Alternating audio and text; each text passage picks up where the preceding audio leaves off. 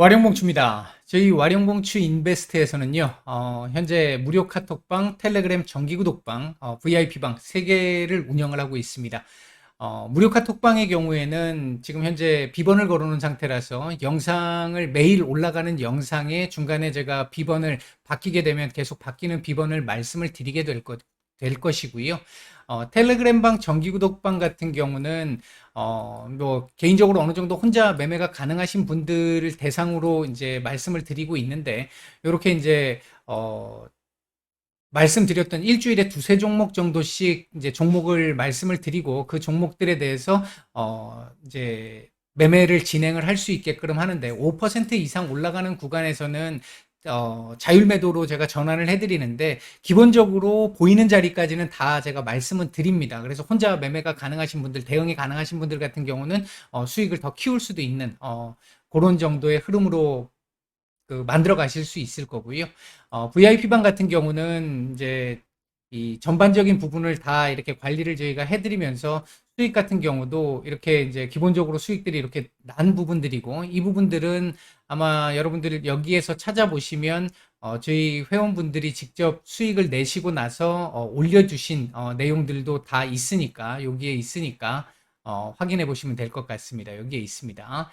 수익 같은 경우는 이렇게 중장기 종목들 같은 경우는 조금 크게 이렇게 나오는 종목들 같은 경우도 있고요. 이렇게 이제 수익을 조금 더 크게 낼 수 있는 종목들도 있고, 그렇지 않은 종목들이라 하더라도 뭐 1, 20%, 2, 30%, 40%대 뭐 이렇게 올라가는 종목들이 나올 거고요. 어느 정도 아마 혼자 매매가 좀 어려우신 분들이거나 이런 분들은 도움을 좀 많이 받으실 수 있을 거라고 생각합니다. 관심 있으신 분들 문의 바라겠습니다. 10월 4일 장마감 이후입니다.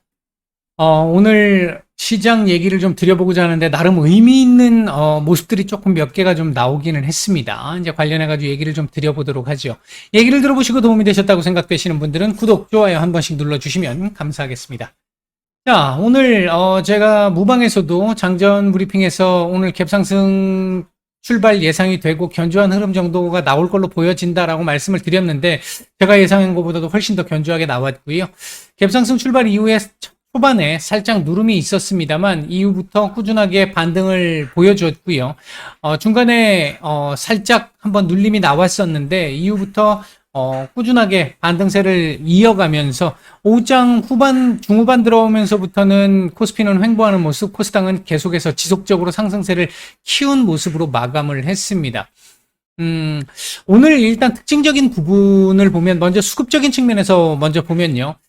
장중에는 외국인들의 선현물 매수가 모두 괜찮았습니다. 예, 특히 선물 매수 같은 경우가 한 2,500억에서 3,000억 사이 구간에서 계속 왔다 갔다 거리는 모습이 나왔었고, 코스피 같은 경우도 한 1,500억에서 2,000억 사이 왔다 갔다 하는 모습이 나왔는데, 오후장 말미부터 제가 후반부터 외국인들 매도가 조금씩, 선물 매도가 조금씩 나온다라고 말씀을 드렸는데, 그 시점부터 조금씩 줄어들기 시작하더니 결국은 동시효과를 들어오면서부터 선물은 오늘 매수했던 거 전부 다 매도를 했고요. 코스피는 매수세를 조금 더 키워서 마감을 했습니다. 시장 전체적인 수급 오늘 뭐 괜찮았습니다. 계속 좋아지지는 않았습니다만 일정 정도 좋아진 이후에 그 상황을 계속 유지하는 모습, 그것 때문에 오늘 지수가 어느 정도 견조한 모습으로 윗골이 길게 안 달고 견조하게 마감을 했다, 이렇게 말씀드릴 수 있겠습니다. 다행스럽습니다. 상당히 오늘 윗골이 길게 달면 안 좋았습니다. 일단 오늘 이 상승세 나온 거에서 대한 설명 조금 드리기 전에요. 오늘 움직였던 섹터들하고 외국인들 수급 상황 잠깐 좀 보겠습니다. 먼저 오늘 움직였던 섹터들, 대표적으로 움직였던 섹터들을 보면요. 오늘 삼성전자가 한 4% 가까이 상승을 했고요. SK하이닉스도 3.5% 이상, 3.7% 상승을 했습니다. 삼성전자 기준으로 보면 초급등이 나온 건데, 삼성전자의 이 초급등이 반도체 섹터들을 전반적으로 끄집어 올린 부분이 있었었죠. 가동률을 축소시키면서, 하향하면서 가격을 유지시키려고 하는 전략, 이 부분이 일단은 어필이 되면서 오늘 시장에서 급반등이 나왔습니다. 이로 인해서 반도체 섹터가 강세를 보였고 그 반도체 섹터의 강세가 오늘 시장의 강세를 이끌었다. 이렇게 볼 수 있을 것 같습니다. 그 외에도 자율주행, 스마트카 섹터들 오늘 좋은 모습들을 좀 보였고요. 유가 상승으로 인해 가지고 정유 섹터들도 오늘 좀 괜찮은 모습들을 좀 보였습니다. 그리고 가상현실, VR sek터들도 오늘 좀 좋은 모습들을 좀 보였었고요.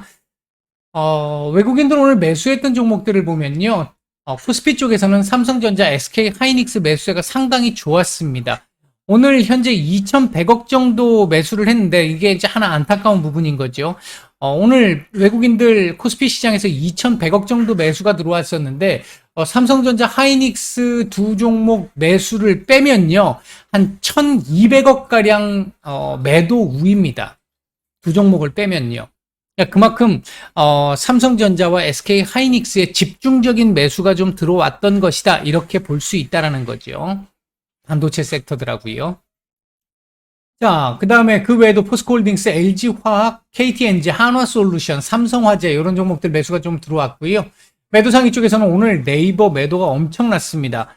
네이버 관련해 가지고는 요 다음 종목 시간에 말씀을 한번 드릴게요. 이건 좀 장난질이 너무 심했던 것 같습니다. 그 외에도 카카오, 고려아연, 셀트리온, 삼성전기, 한화에어로스페이스 뭐 정도가 매도가 조금 많이 나왔고요.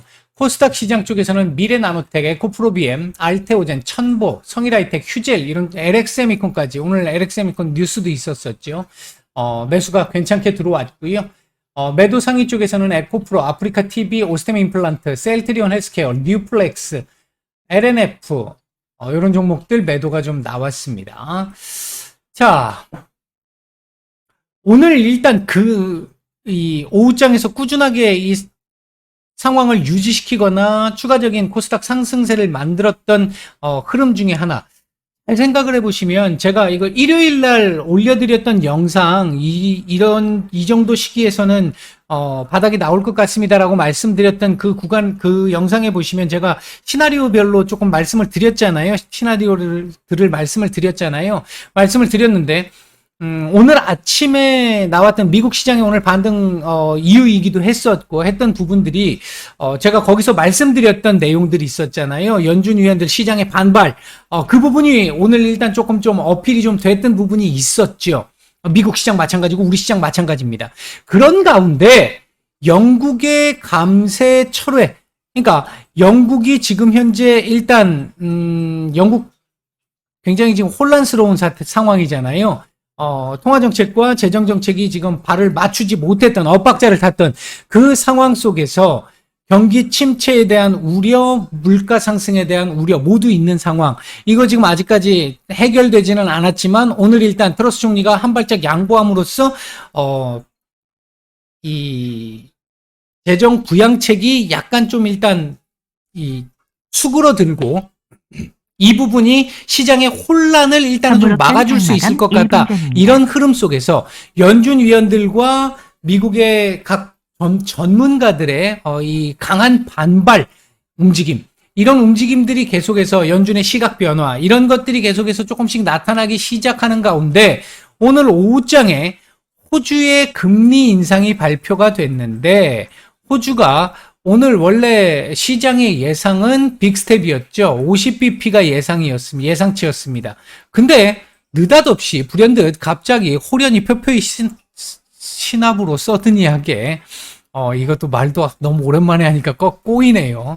25bp 인상을 했습니다. 베이비 스텝을 밟은 건데요. 올해부터 시작해서 글로벌 국가들, 소위 얘기하는 선진국들, 글로벌 국가들이 거의 모두 다 금리 인상으로 돌아섰습니다. 왜? 미국이 너무도 급하게, 빠르게, 남들과는 다르게, 엄청난 폭의 속도로, 금리 인상을 강하게 해 나가다 보니까 우리나라 마찬가지지만 거의 대부분 국가들 선제적으로 올렸던 국가들조차도 계속해서 강하게 베이비 스텝을 넘어서는 빅 스텝 이상을 밟아왔다는 거죠. 계속해서. 그랬는데 오늘 호주가 처음으로 주요 선진국들 중에 베이비 스텝을 밟았습니다.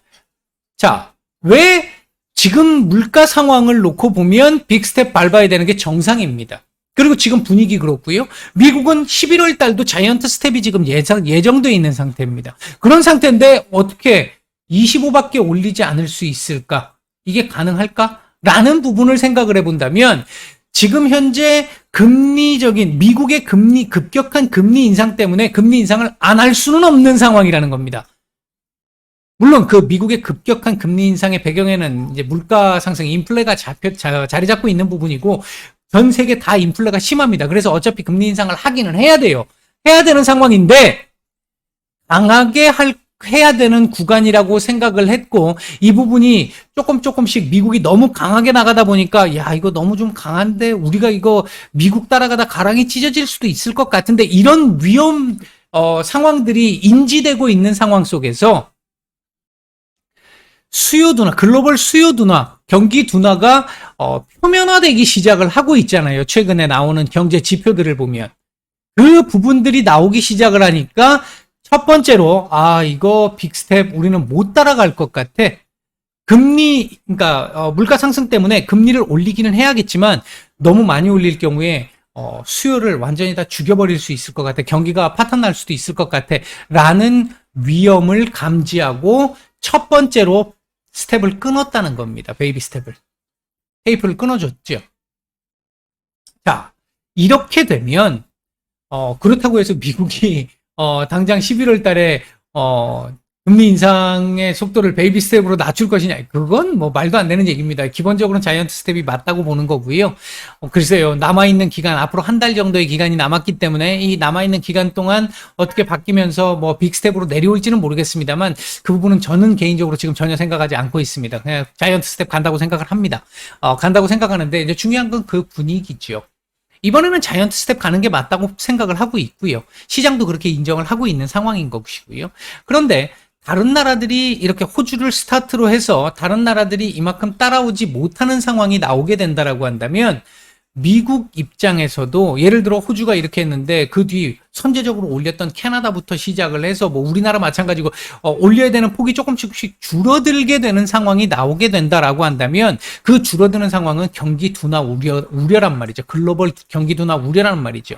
그 흐름 때문에 미국 입장에서도 지금 당장 뭐 미국의 경제가 가장 중요하기 때문에 올려야 됩니다. 오늘도 그 얘기가 있었으니까 이번에 75bp 올리라 이거죠. 근데 그거 올리고 나서 그 뒤부터는 부담스러워질 수 있다는 겁니다.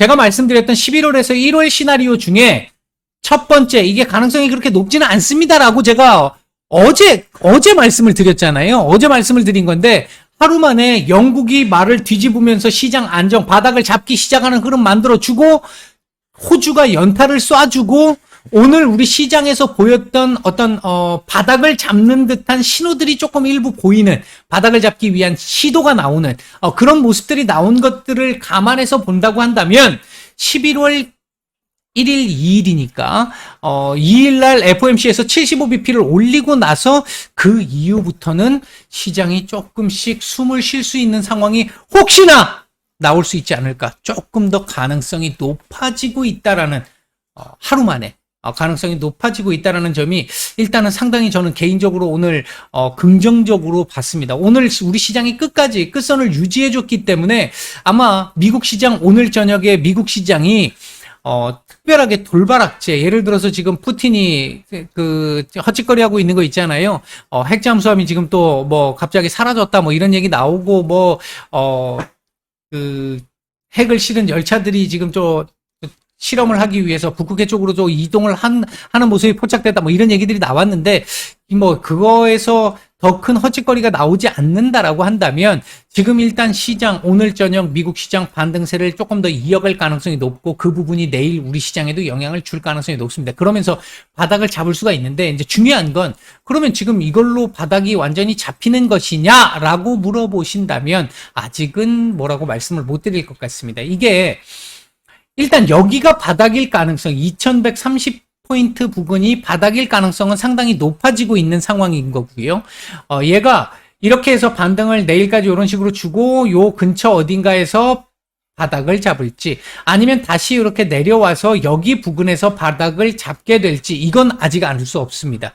다만 지금 우리가 어제까지, 지난주 금요일 장 끝날 때까지, 아니면 주말까지 우려했고 염려했던 부분이 이거 깨고 더 내려가는 거 아니냐. 이번 구간이 저도 그러니까 2000포인트 정도가 살짝 깨지는 부분도 염두에 둬야 된다는 말씀을 드렸잖아요. 혹시나. 거기까지는 일단 열려 있을 수는 있다라, 열려는 있다라는 말씀을 드렸었잖아요.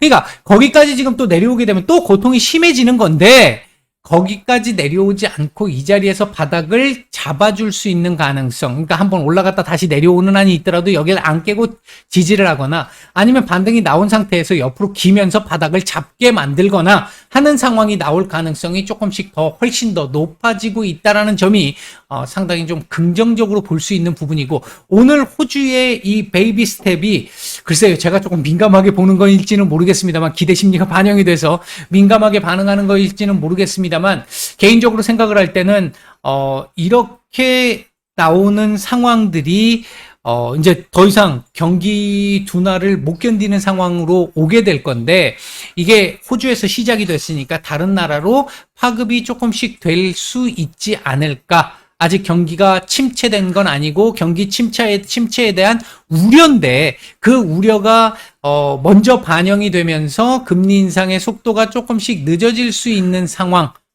그런 상황이 나오게 된다면, 오늘 뭐 JP모건의 전 글로벌 이 담당자 분께서도 그 말씀을 하셨잖아요. 11월 금리 인상 75bp 올리고 나서 그 다음부터는 못 올릴 수 있을 거다. 오늘 굉장히 강경하게 강한 표현을 쓰셨는데, 거기까지는 제가 잘 모르겠고, 확실히 좀 이번 75bp 올리고 나서부터는 이 흐름이 그대로 간다고 한다면 느려질 가능성은 상당히 높아진다. 금리 인상의 속도만 느려진다 하더라도 시장의 바닥은 잡히게 될 것이고, 이후부터 박스권 흐름 나오면서 숨을 좀 쉴 수 있는, 매매를 좀 해볼 수 있는 시장이 나올 수 있는, 그렇게 되면 지금까지의 작년 여름부터 시작됐던 이 꾸준한 하락세가 멈출 가능성도 일단 열렸다. 멈춘다가 아니라 멈출 수 있는 가능성이 열렸다라는 정도로 보는 게 맞습니다. 아직은 섣부릅니다. 제가 조금 설레발을 치는 거일 수 있는데, 그래도 그 가능성이 전혀 안 보이다가 이제 보인다라는 거죠. 빠르게. 그게 의미가 있습니다.